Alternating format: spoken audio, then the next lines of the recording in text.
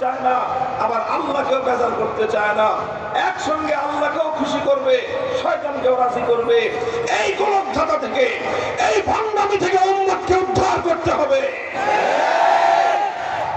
এই উদ্ধার করতে গেলে এই ভণ্ডামির যারা ইজারাদা, এই ভণ্ডামির যারা সুবিধাভোগী, এই ভণ্ডামিকে যারা পুঁজি করে মুসলিম সমাজের মাথায় কাঁঠাল ভেঙে খাচ্ছে, এই ভণ্ডরা উম্মতের আলেমদের কণ্ঠরোধ করার চেষ্টা করবে।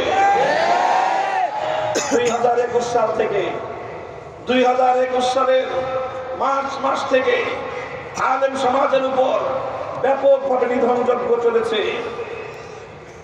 আলেম সমাজের বিশাল একটা অংশকে কারারুদ্ধ করা হয়েছে।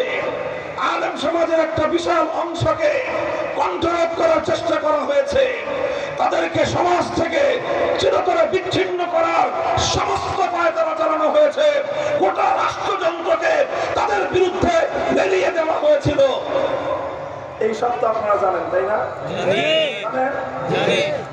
বাংলাদেশের প্রায় 2000 ওলামা তালাবা কারারুদ্ধ হয়েছিল।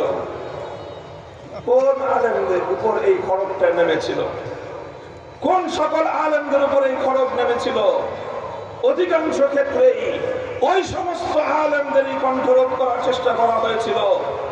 এই যে এই জায়গাটায় যারা মুসলিম সমাজের মধ্য থেকে এই ভণ্ডামির মুখোশ উন্মোচন যারা করতে চায়, সেই সমস্ত আলেমদের বিরুদ্ধেই এই জাহিলি সমাজ তারা তাদেরকে ধ্বংস করবার, তাদের কণ্ঠরোধ করবার, সমাজ থেকে তাদেরকে বিচ্ছিন্ন করবার পায় তারা চালিয়েছিল। এই জায়গাটাকে বুঝতে হবে। অনেক মেহনত চলছে সমাজে অনেক কাজ চলছে।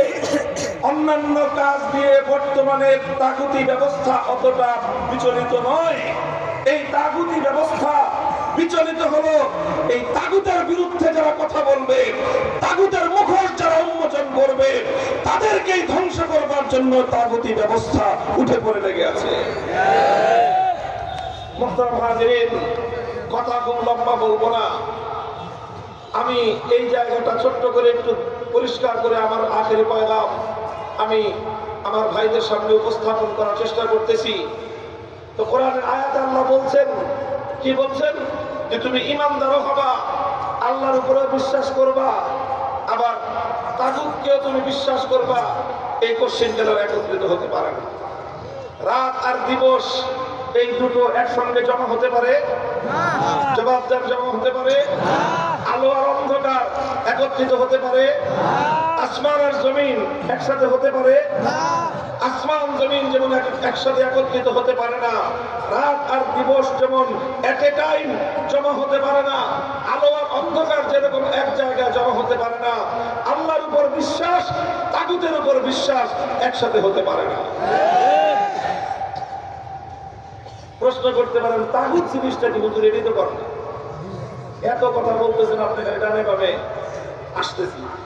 আসল জায়গায় আসার জন্য চতুর্দিক থেকে ফিল তৈরি করে মূল জায়গায় আসতেছে।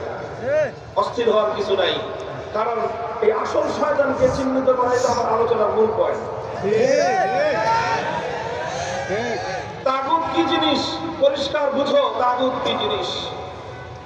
তাগুত মাহুয়া তাগুত, তাগুত, তাগুতের ডেফিনিশন কি? তাগুতের পরিচয় কি?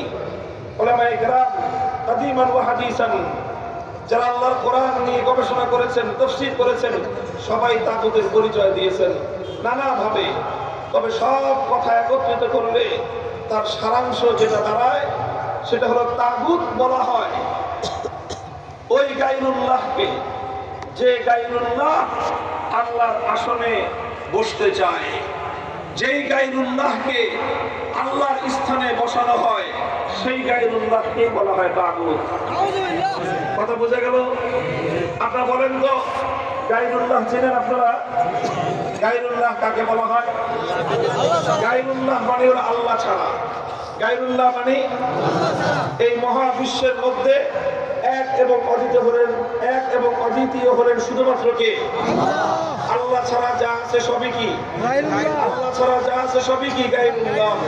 আসমান কি, জমিন কি, মানুষ কি, জিন ফেরেশতা সব গায়রুল্লাহ। নবী ওলি গাউস কুতুব রাজা বাদশা উজির নাজির সব কি গায়রুল্লাহ, সব গায়রুল্লাহ। আর আমার আল্লাহ হলেন শুধু একা আল্লাহ। কথা পরিষ্কার? তো এই যে আল্লাহ ছাড়া যা আছে সব হলো গায়রুল্লাহ। এই গোটা গায়রুল্লাহর মধ্য থেকে যে কাউকে যদি আল্লাহর স্থানে বসানো হয়, যে কোনো গায়রুল্লাহকে যদি আল্লাহর আসন দেওয়া হয়, যে কোনো গায়রুল্লাহকে যদি আল্লাহর মর্যাদা দেওয়া হয়, তো সেই গায়রুল্লাহকেই বলা হয় তাগুত। যেমন পরিষ্কার করি দৃষ্টান্তের মাধ্যমে, ইবাদতের উপযুক্ত একমাত্র কে? আল্লাহকে বাদ দিয়ে যদি অন্য কারো ইবাদত করা হয়, তাহলে যার ইবাদত করা হবে সেই হবে তাগুত। যেরকম আল্লাহকে বাদ দিয়ে সে যুগের মানুষ লাত মানাত উজ্জা হুবলকে পূজা করত, তাহলে ইবাদত ছিল কার জন্য? আল্লাহর জন্য। সেই ইবাদত যখন লাত মানাত উজ্জাকে দেওয়া হলো, তো লাত মানাত উজ্জা এগুলো হয়ে গেল তাগুত। আজকের যুগের মানুষ লাত মানাত উজ্জা হুবলের পূজা করে না। আজকের যুগের মানুষ পূজা করে কেউ দুর্গা, সরস্বতী, কালী ইত্যাদি দেবতার পূজা করে। তাহলে ইবাদত একমাত্র কার? আল্লাহকে বাদ দিয়ে যখন কেউ দুর্গার পূজা করলো, দুর্গাকে বলা হবে তাগুত। আল্লাহকে বাদ দিয়ে যখন কালী, সরস্বতী ইত্যাদি দেবতার পূজা করা হলো, তখন সেই সরস্বতী, কালী দেবতা সেগুলোকে বলা হবে তাগুত। কারণ ইবাদত একমাত্র কার? আল্লাহর। একমাত্র ইবাদত হলো আল্লাহর, এটাকে বলা হয় তাওহীদ ফিল ইবাদাহ। তো তাওহীদের ক্ষেত্রে তুমি যখন আরেকজনকে শরীক করলা, এটাকেই বলা হয় শিরক। তুমি যাকে শরীক করলা তাকে বলা হবে তাগুত, যে শরীক করলো তাকে বলা হবে মুশরিক। কথা পরিষ্কার?